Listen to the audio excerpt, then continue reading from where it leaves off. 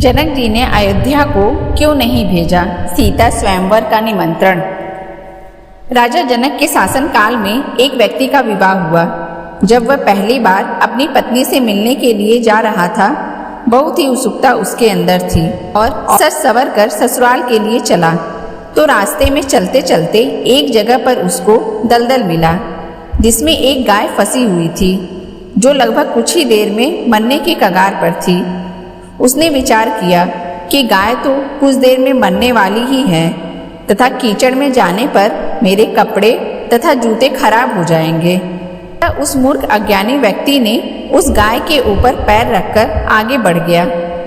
जैसे ही वह आगे बढ़ा, गाय ने तुरंत दम तोड़ दिया और श्राप दिया कि जिसके लिए तू जा रहा है उसे देख नहीं पाएगा, यदि देखेगा तो वह मृत्यु को प्राप्त हो जाएगी। वह व्यक्ति अपार दुविधा में फंस गया, करे भी तो क्या करे, न यहाँ का रहा और न वहाँ का। गौ श्राप से मुक्त होने का विचार करने लगा। ससुराल पहुंचकर वह दरवाजे के बाहर घर की ओर पीठ करके बैठ गया और यह विचार कर कि यदि पत्नी पर नजर पड़ी तो अनिष्ट नहीं हो जाए। परिवार के अन्य सदस्यों ने घर के अंदर चलने का काफी अनुरोध किया, किंतु वह नहीं गया और ना ही रास्ते में घटित घटना के बारे में किसी को बताया। उसकी पत्नी को जब पता चला तो उसने कहा कि चलो मैं ही चलकर उन्हें घर के अंदर लाती हूँ। और पत्नी ने जब पति से कहा कि आप मेरी ओर क्यों नहीं देखते हो, तो भी वह चुप रहा। फिर अनुरोध करने के बाद उसने रास्ते में हुए अनहोनी का सारा वृत्तांत कह सुनाया और विलाप करने लगा। पत्नी ने कहा कि मैं भी पतिव्रता स्त्री हूँ, ऐसा कैसे हो सकता है, आप मेरी ओर अवश्य देखो। पत्नी की ओर देखते ही उसकी आंखों की रोशनी चली गई और वह गाय के शापवश पत्नी को नहीं देख सका। फिर पत्नी ने बहुत विचार किया और पत्नी पति को साथ लेकर राजा जनक के दरबार में गई और उसने सारी घटना कह सुनाया। राजा जनक ने राज्य के सभी विद्वानों को सभा में बुलाकर समस्या बताया और गौ शाप से निकलने का सटीक उपाय पूछा।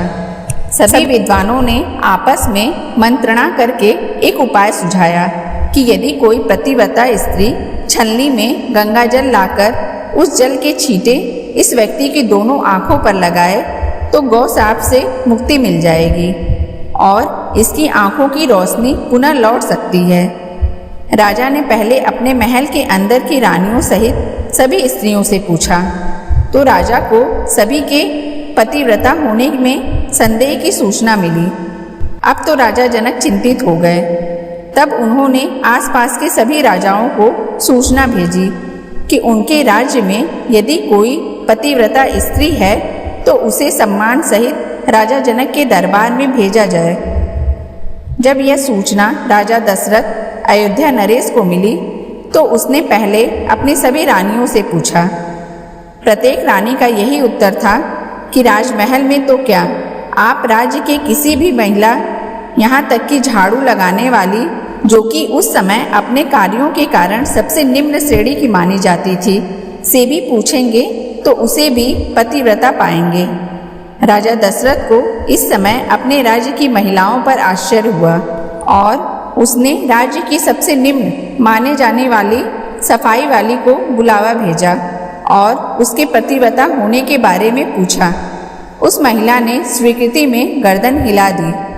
तब राजा ने यह दिखाने के लिए कि अयोध्या का राज्य सबसे उत्तम है, उस महिला को ही राज सम्मान के साथ जनकपुर को भेज दिया। राजा जनक ने उस महिला का पूर्ण राजसी ठाट बाट से सम्मान किया और उसे समस्या बताई। महिला ने कार्य करने की स्वीकृति दे दी।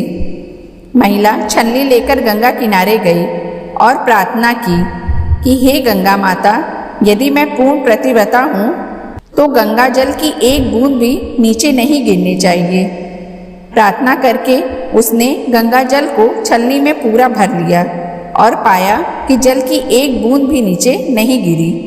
तब उसने यह सोचकर कि यह पवित्र गंगा जल कहीं रास्ते में छलक कर नीचे नहीं गिर जाए, उसने थोड़ा सा गंगा जल नदी में ही गिरा दिया और पानी से भरी छलनी को लेकर राज दरबार में चली आई।